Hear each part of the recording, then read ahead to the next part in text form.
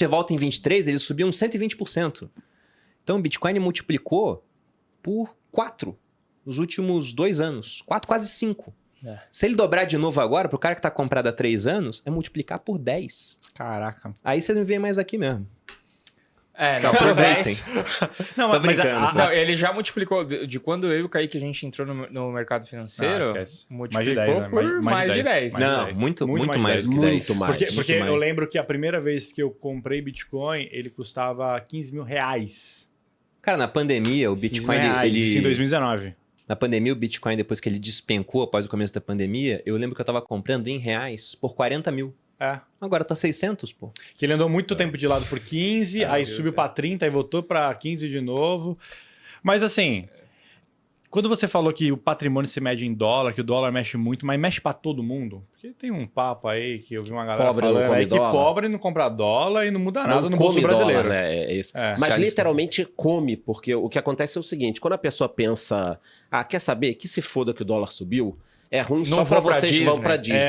Não vou pra Disney, pô. Você tá ignorando o seguinte, cara. Você tá ignorando que, por exemplo, 70% do frete brasileiro, do modal, é rodoviário. Então precisa de quê? De diesel. Diesel é cotado em quê? Em dólar. Soja, milho, café, cara, tudo cotado em dólar, commodities. Então assim, no final das contas, o preço é todo em dólares. Vai tudo ser indexado. E se a pessoa ainda não entendeu isso, imagina que você é um produtor de frango. Aí, sei lá, produz o frango, vende bonitinho e tal. O dólar disparou. Você vai preferir vender seu frango para os Estados Unidos, para a Arábia Saudita, para a China e ganhar em dólar? Ou vender aqui e ganhar em reais o mesmo valorzinho? Você vai vender para o exterior. Então, quando o dólar dispara, você ainda começa a ter uma competição muito maior da venda para o exterior. Mas muito maior mesmo. Tudo bem, no final das contas, para o país acaba entrando dólares e tal. Mas para a pessoa de baixa renda, a alta do dólar, muitas vezes, é muito pior do que para o rico. Porque é bem da verdade. Você acha que o cara é milionário, tá ligando se o dólar subir um pouquinho, se ele vai ou não para Disney? Ele vai para Disney, porque ele tem dólar já. Na realidade, para o cara que tem muito dinheiro, ele não tá pensando, pô, que merda, o dólar subiu, eu não vou para Disney. Ele tá pensando o seguinte, pô, que bom que o dólar subiu, tem dólar lá fora, agora que eu vou mesmo para Disney, até para movimentar um pouquinho meu dinheiro que tá lá fora, varrer um pouquinho a casa que tá em Orlando, tem que consertar o telhado, eu tenho também uma lanchinha em Miami. O cara que tem dinheiro não tá nem aí se o dólar subir. Então, para quem é de baixa renda, é muito pior uma alta do dólar, que é o que o Bruno falou, bate na inflação, mas bate ali direto. Esse mês a gente deve ter um impacto muito grande na inflação por causa do aumento do dólar, porque os fornecedores vão repassar. Para acabar essa história, você ainda tem que pensar o seguinte, nem sempre o cara vai esperar um mês ou 2 para subir o preço. Porque você tem que pensar o seguinte, pô, eu tenho uma loja de informática, aí eu tô vendo que o dólar tá subindo. Eu já sei que na hora que eu tiver que repor o meu estoque, quando eu for lá no fornecedor, o fornecedor já vai ter repassado. Então, eu antes de qualquer coisa, eu já aumento o meu preço, para que eu tenha dinheiro para repor o meu estoque, entendeu? Cara, hoje de manhã eu fui no mercado e eu fiquei meio em choque, cara. Eu fui no açougue lá, peguei uma bandejinha de 400 gramas de patinho moído, R$46. Não quis picanha? Não, é que eu compro pra fazer comida pra minha filha, mas assim, tipo assim, não deixei de comprar, mas achei um absurdo de caro. Eu falei assim, cara, que nem você falou. É surreal, R$40 Pra mim, tipo assim, eu falei assim, cara, um absurdo isso. Sim. Só que eu tenho dinheiro ainda pra comprar, mas ainda assim eu achei absurdo. Realmente, quem tem uma renda um pouco menor, essas pequenas coisas que tem que comprar no supermercado, é um óleo de soja, é uma carne, é um frango, uma coisa, fica realmente inviável. E pra piorar, o preço das coisas também subiu. Tipo, o preço do café, preço do cacau, preço do azeite. Você vê uma porrada de complicação lá fora. O café tá batendo mais pra história. Eu vou no mercado e fico pensando na galera que ganha um salário 2, cara, não tem como. Como é que faz, né? Eu aceitei vir pro podcast porque tinha café aqui. Porra, eu vou tomar uma garrafa hoje. Né? O dia de hoje tá feio. Mas ó, esse exemplo do Kaique é muito bom. Só desculpa te cortar, Lucão, mas pelo seguinte, né?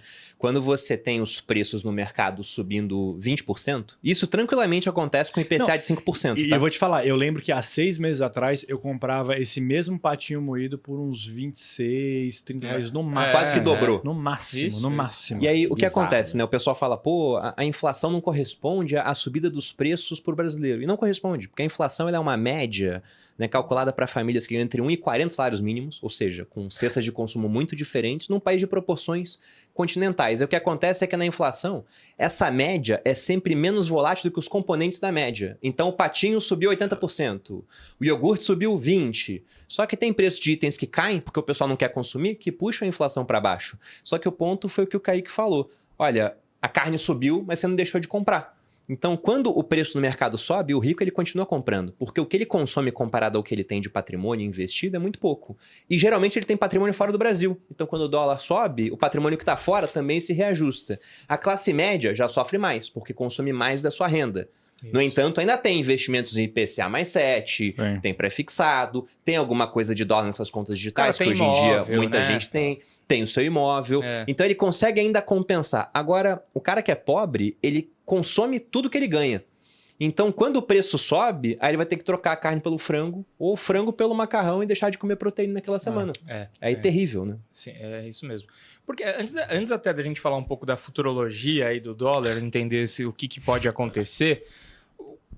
por que teve uma época, eu lembro da era Disney lá, 2012, 2011, cara, que ia todo mundo, aquele dólar 1,50, 1,80, sei lá, cara, ia todo mundo. O que estava acontecendo no Brasil naquela época que esse dólar tava tão baixinho, cara? Eu nunca fui pra Disney. Você não era ricão nessa época, né? Eu sou rico há pouco tempo. Você me lembra as pessoas 2011, 2012, né? Sou rico há pouco tempo.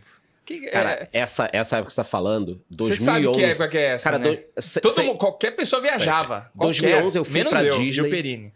E tava putaço porque paguei 1,60 no dólar e tava achando assim, pô, tá muito caro. Absurdo, pô, né? Era assim, esse euro a 2,40 não dá.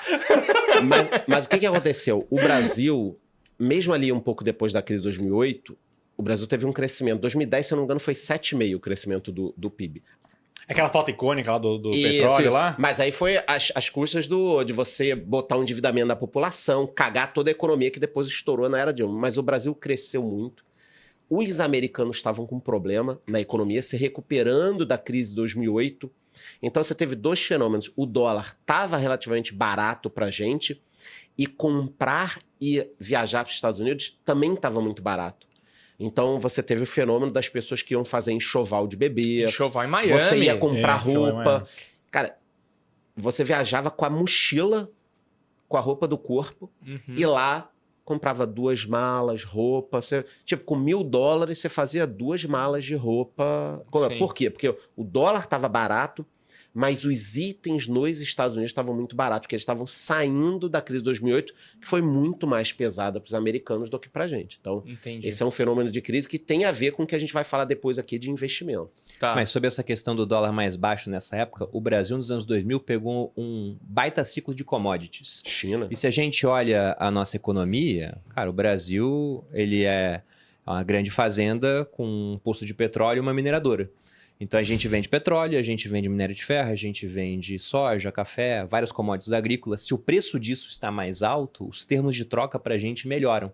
Então a gente começa a exportar por preços altos e nisso é mais dólar entrando aqui, no relativo o dólar fica mais barato em relação ao real. Um grande ponto que a gente tem hoje que pesa muito nas finanças públicas é que a dívida pública está muito grande, né? Batendo aí 80% do PIB. Nessa época era menos de 40%. Então, os juros sobre a dívida, por mais que fossem juros altos, a história do Brasil é uma história de juros altos, a Selic média, a história do Plano Real fica em torno de 10%. Mesmo assim, como o volume da dívida era mais baixo, a gente gastava menos com isso. E se a gente pega agora, nesse último ano, a gente fechou com um déficit de mais ou menos 1,1 trilhão. Disso, um pouquinho mais de 800 bilhões são juros da dívida. Então, o déficit realmente que o governo ele gastou mais do que arrecadou foi na ordem de 0,5% do PIB. Só que com uma sinalização muito ruim, né? Falando, olha, a gente vai continuar ampliando o gasto, porque o arcabouço fiscal ele faz isso, ele deixa o gasto crescer de maneira real. Então o mercado já vai precificando que, com tudo isso de gasto, com juros altos, né? Esse juro alto vai frear a economia em algum momento. Então o crescimento não deve ser igual ao último que a gente teve agora. Mas é uma diferença principalmente no fato de que o que a gente vendia tinha preço alto, agora o preço não está tão alto assim. A nossa dívida era muito mais baixa, agora a nossa dívida é altíssima. Inclusive, comparando com países emergentes, ela fica bem acima da média. Isso acaba pesando e bate no câmbio. A primeira coisa a reagir é o câmbio, porque é aquilo que a gente tem... Fala, galera! Se você curtiu o vídeo, não se esqueça de deixar o seu joinha aqui embaixo. E se ainda não está inscrito no canal, aproveite e clique no botão de se inscrever para não perder mais nenhum conteúdo. A gente posta vídeos toda semana, então ativa o sininho para ficar por dentro das novidades. Valeu e até o próximo vídeo.